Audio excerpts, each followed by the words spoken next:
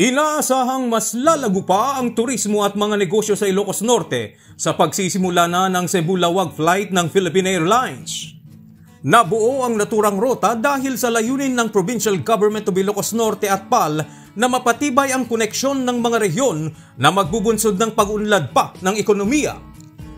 Naniniwala si Governor Matthew Marcos Manotoc na ang Cebu-Lawag flight ang maghahatid ng maraming investments mula sa Cebu na ikakaunlad pa ng lalawigan ng Ilocos Norte.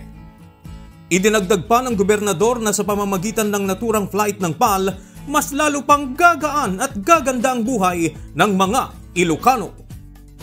At yan ang ating update sa oras na ito. Ako po si George Jopo Guerrero. Maraming salamat po.